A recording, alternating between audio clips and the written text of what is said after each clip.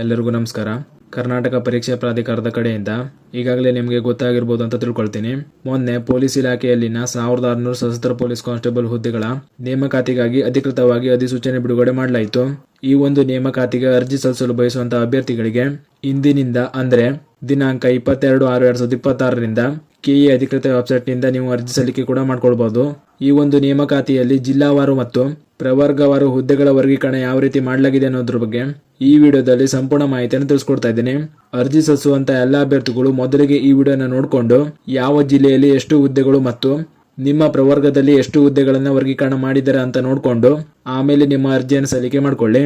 ಮೊದಲಿಗೆ ನೀವು ಸ್ಕ್ರೀನ್ ಮೇಲೆ ಕಾಣ್ತಾ ಇರೋ ಹಾಗೆ ಇದು ಪೊಲೀಸ್ ಇಲಾಖೆಯಿಂದ ನೀಡಿರುವಂತ ಜಿಲ್ಲಾವಾರು ವರ್ಗೀಕರಣದ ಮಾಹಿತಿಯಾಗಿರ್ತದೆ. ಆದ್ದರಿಂದ ವಿಡಿಯೋನ ಪೂರ್ತಿ ನೋಡಿ ಮಾಹಿತಿಯನ್ನು ತಿಳ್ಕೊಳ್ಳಿ. ಮೊದಲಿಗೆ ಬೆಂಗಳೂರು ನಗರದಲ್ಲಿ ಖಾಲಿರುವಂತಹ ಹುದ್ದೆಗಳ ವರ್ಗೀಕರಣದ ಮಾಹಿತಿಯನ್ನು ನೋಡ್ತಾ ಹೋಗೋದಾದ್ರೆ ಬೆಂಗಳೂರು ನಗರದಲ್ಲಿ ಒಟ್ಟು 949 ಹುದ್ದೆಗಳನ್ನ ವರ್ಗೀಕರಣ ಮಾಡಲಾಗಿರುವಂತದ್ದು. ವಿಡಿಯೋ ಲೆಂದಿ ಆಗಬಾರದಂತ ಕಾರಣದಿಂದ ಈ ವಿಡಿಯೋದಲ್ಲಿ ಕೇವಲ ನಾನು ಜಿಲ್ಲಾವಾರು ವರ್ಗೀಕರಣದ ಮಾಹಿತಿಯನ್ನು ಮಾತ್ರ ತಿಳಿಸ್ಕೊಡ್ತಾ ಇದ್ದೀನಿ.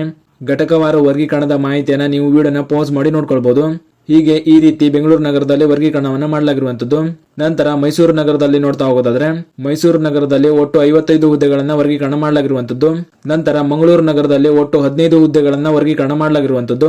ನಂತರ ಕಲಬುರಗಿ ನಗರದಲ್ಲಿ ಖಾಲಿ ಇರುವಂತಹ ಒಟ್ಟು 10 ಹುದ್ದೆಗಳನ್ನ ವರ್ಗೀಕರಣ ಮಾಡಲಾಗಿರುವಂತದ್ದು. ನಂತರ ಚಿಕ್ಕಬಳ್ಳಾಪುರ ಜಿಲ್ಲೆಯಲ್ಲಿ ಒಟ್ಟು 35 ಹುದ್ದೆಗಳನ್ನ ವರ್ಗೀಕರಣ ಮಾಡಲಾಗಿರುವಂತದ್ದು. ನಂತರ ಮೈಸೂರು ಜಿಲ್ಲೆಯಲ್ಲಿ ಒಟ್ಟು 25 ಖಾಲಿ ಹುದ್ದೆಗಳನ್ನ ವರ್ಗೀಕರಣ ಮಾಡಲಾಗಿರುವಂತದ್ದು.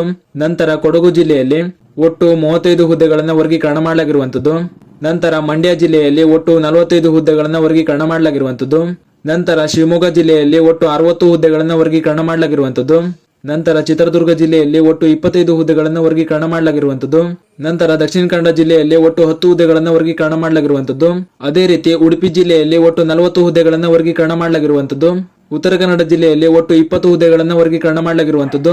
ನಂತರ ಚಿಕ್ಕಮಗಳೂರು ಜಿಲ್ಲೆಯಲ್ಲಿ ಒಟ್ಟು 20 ಹುದ್ದೆಗಳನ್ನು ವರ್ಗೀಕರಣ ಮಾಡಲಾಗಿರುವಂತದ್ದು. ಅದೇ ರೀತಿ ಗದಗ ಜಿಲ್ಲೆಯಲ್ಲಿ ಒಟ್ಟು 20 ಹುದ್ದೆಗಳನ್ನು ವರ್ಗೀಕರಣ ಮಾಡಲಾಗಿರುವಂತದ್ದು.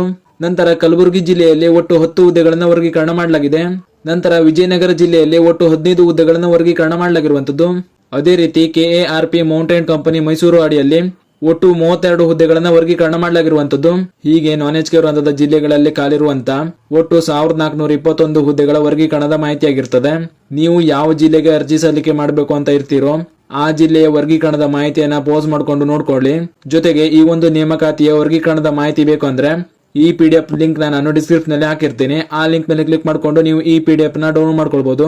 ನಂತರ ಹೈದರಾಬಾದ್ ಕರ್ನಾಟಕ ವೃಂದದ ಜಿಲ್ಲೆಗಳಲ್ಲಿ ಖಾಲಿ ಇರುವಂತಹ ಒಟ್ಟು ಹುದ್ದೆಗಳ ವರ್ಗೀಕರಣದ ಮಾಹಿತಿಯನ್ನು ತಿಳಿಸ್ಕೊಡ್ತಾ ಹೋಗ್ತೀನಿ. ಕಲ್ಯಾಣ ಕರ್ನಾಟಕ ಜಿಲ್ಲೆಗಳಿಗೆ ಅರ್ಜಿ ಸಲ್ಲಿಸುವಂತಹ ಅಭ್ಯರ್ಥಿಗಳು ನೀವು ಅರ್ಜಿ ಸಲ್ಲಿಸಲು ಬಯಸುವಂತಹ ಜಿಲ್ಲೆಗಳಲ್ಲಿ ಎಷ್ಟು ಹುದ್ದೆಗಳು ಖಾಲಿ ಇವೆ ಅಂತ ನೋಡ್ಕೊಳ್ಳಿ. ಮೊದಲಿಗೆ ಬೆಂಗಳೂರು ನಗರ ಜಿಲ್ಲೆಯಲ್ಲಿ ಒಟ್ಟು 37 ಹುದ್ದೆಗಳನ್ನ ವರ್ಗೀಕರಣ ಮಾಡಲಾಗಿರುವಂತದ್ದು. ನಂತರ ಕಲಬುರಗಿ ನಗರ ಜಿಲ್ಲೆಯಲ್ಲಿ ಒಟ್ಟು 25 ಹುದ್ದೆಗಳನ್ನ ವರ್ಗೀಕರಣ ಮಾಡಲಾಗಿರುವಂತದ್ದು. ನಂತರ ಕಲಬುರಗಿ ಜಿಲ್ಲೆಯಲ್ಲಿ ಒಟ್ಟು 15 ಹುದ್ದೆಗಳನ್ನು ವರ್ಗೀಕರಣ ಮಾಡಲಾಗಿರುವಂತದ್ದು. ನಂತರ ಬಳ್ಳಾರಿ ಜಿಲ್ಲೆಯಲ್ಲಿ ಒಟ್ಟು 22 ಹುದ್ದೆಗಳನ್ನು ವರ್ಗೀಕರಣ ಮಾಡಲಾಗಿರುವಂತದ್ದು. ನಂತರ ವಿಜಯನಗರ ಜಿಲ್ಲೆಯಲ್ಲಿ ಒಟ್ಟು 80 ಹುದ್ದೆಗಳನ್ನು ವರ್ಗೀಕರಣ ಮಾಡಲಾಗಿರುವಂತದ್ದು. ಹೀಗೆ ಈ ರೀತಿ ಕಲ್ಯಾಣ ಕರ್ನಾಟಕ ವೃಂದದಲ್ಲಿ ಖಾಲಿರುವಂತಹ 179 ಹುದ್ದೆಗಳನ್ನ ವರ್ಗೀಕರಣ ಮಾಡಲಾಗಿರುವಂತದ್ದು. ಕಲ್ಯಾಣ ಕರ್ನಾಟಕ ವೃಂದದ ಹುದ್ದೆಗಳ ವರ್ಗೀಕರಣದ ಮಾಹಿತಿಯ ಈ PDF ಲಿಂಕ್ ಕೂಡ ನಾನು ಡಿಸ್ಕ್ರಿಪ್ಷನ್ ನಲ್ಲಿ ಹಾಕಿರ್ತೇನೆ. ಬೇಕಾದವರು ಈ PDF ನ ಡೌನ್ಲೋಡ್ ಮಾಡಿ ನೋಡ್ಕೊಳ್ಬಹುದು. ಈ ಮಾಹಿತಿಯನ್ನ ಅರ್ಜಿ ಸಲ್ಲಿಸಲು ಬಯಸುವಂತ ನಿಮ್ಮ ಸ್ನೇಹಿತರು ಶೇರ್ ಮಾಡಿ ಅವರು ಕೂಡ ತಿಳಿಸಿ. ಹಾಗೂ ಅರ್ಜಿ ಸಲ್ಲಿಸುವಂತ ಪ್ರತಿಯೊಬ್ಬ ಅಭ್ಯರ್ಥಿಯು ವರ್ಗೀಕರಣದ ಮಾಹಿತಿಯನ್ನು ನೋಡಿಕೊಂಡೇ ನಿಮ್ಮ ಅರ್ಜಿಯನ್ನು ಸಲ್ಲಿಕೆ ಮಾಡಿಕೊಳ್ಳಿ. ಇದಿಷ್ಟು ಈ ಸಶಸ್ತ್ರ ಪೊಲೀಸ್ ಕಾನ್ಸ್ಟೇಬಲ್ ಹುದ್ದೆಗಳ ವರ್ಗೀಕರಣದ ಮಾಹಿತಿಯಾಗಿತ್ತು. ಈ ನೇಮಕಾತಿಗೆ ಸಂಬಂಧಿಸಿದಂತೆ ಇದೇ ರೀತಿ ಮುಂಬರುವಂತ ಮಾಹಿತಿಗಳಿಗಾಗಿ ಚಾನೆಲ್ ನ ಸಬ್ಸ್ಕ್ರೈಬ್ ಮಾಡಿ ಅಂತ ಹೇಳ್ತಾ ಈ ವಿಡಿಯೋನ ಇಲ್ಲಿಗೆ ಮುಗಿಸ್ತಾ ಇದ್ದೀನಿ. ಧನ್ಯವಾದಗಳು.